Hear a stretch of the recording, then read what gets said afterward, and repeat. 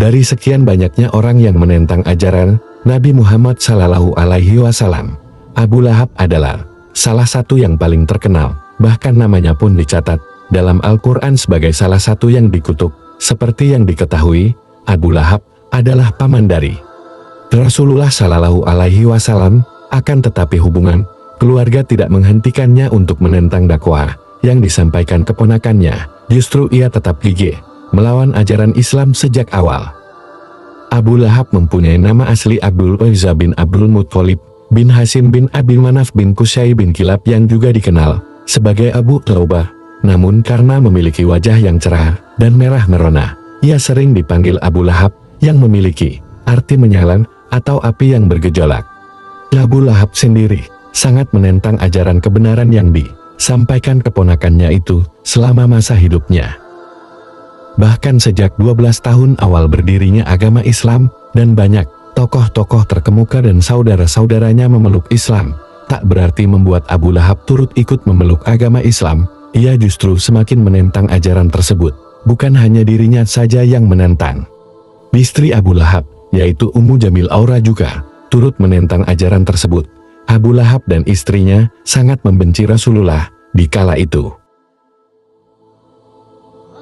Dalam satu riwayat disebutkan bahwa awalnya Abu Lahab adalah salah satu orang yang sangat gembira ketika mendengar kelahiran Rasulullah ke dunia. Bahkan kan saking senangnya ia selalu memberikan kata-kata pujian terhadap Rasulullah.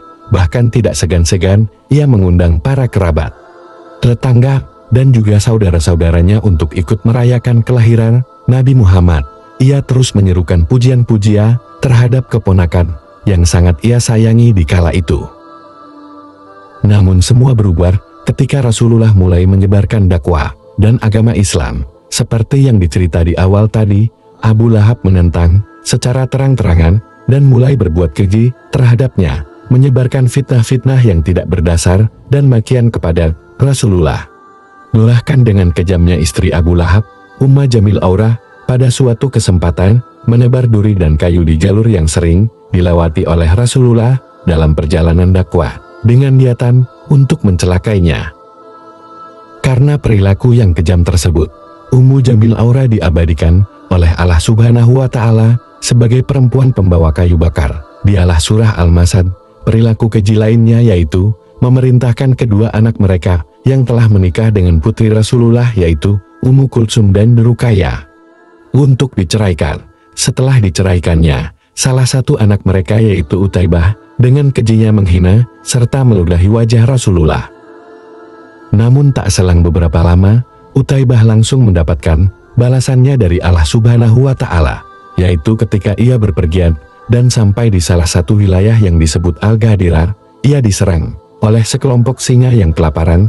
Atas serangan itu, ia mendapat banyak luka yang sangat parah, hingga pada akhirnya ia kehilangan nyawanya.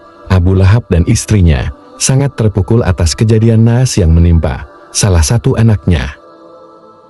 Selama bertahun-tahun lamanya, Rasulullah berdakwah tak pernah gentar akal, hinaan dan keburukan yang selalu dilontarkan oleh Abu Lahab. Namun ketika istrinya Khadijah dan paman satunya Abu Talib membuat Rasulullah kehilangan dukungan yang sangat penting selama menyebarkan dakwah.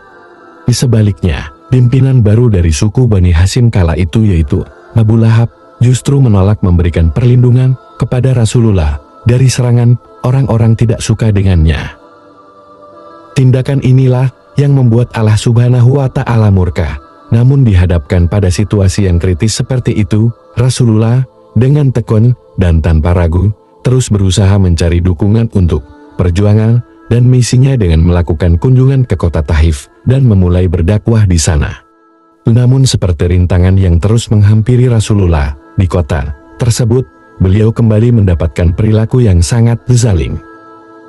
Beliau tidak hanya mendapatkan perilaku yang sangat kasar dari orang-orang yang menentang ajaran agama yang dibawanya, tetapi mereka juga dengan zalim melempari dengan batu, sampai pada akhirnya Rasulullah pun terpaksa kembali ke Mekah dan kembali berdakwah secara diam-diam dan rahasia.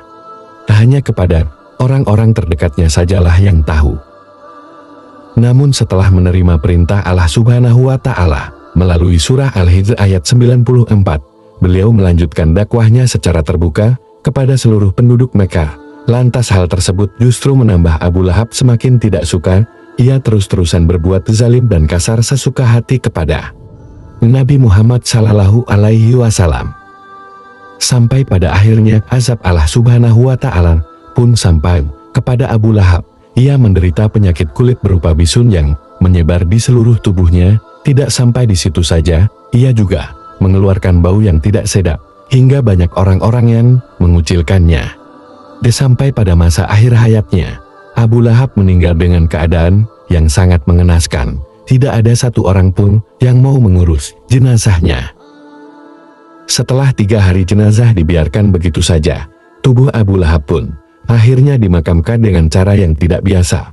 Tubuhnya didorong ke dalam liang lahat dengan bantuan sebatang kayu panjang, lalu jasadnya diselimuti oleh hujan batu kerikil hingga tertutup sepenuhnya. Di balik kejadian tersebut, beberapa anak laki-laki dan perempuan Abu Lahab yaitu Utbah dan Durrah akhirnya memeluk agama Islam. Tentunya Rasulullah Shallallahu Alaihi Wasallam menerimanya dengan tangan terbuka dan hangat. Atas kejadian tersebut, akhirnya turunlah surah Al-Lahab. Surah tersebut adalah surah ke-111 dalam Al-Quran yang terdiri dari 5 ayat dan termasuk dalam golongan surah Makkiyah. Surah tersebut menggambarkan simbolisasi gejolak api yang mengilustrasikan kebinasaan Abu Lahab dan istrinya Ummu Jamil Aura yang sangat membenci ajaran tauhid yang disampaikan oleh Rasulullah Shallallahu Alaihi Wasallam. Itulah sepenggal cerita tentang kezaliman dan akhir dari Abu Lahab. Semoga menjadikan kita pelajaran agar selalu senantiasa berbuat kebaikan.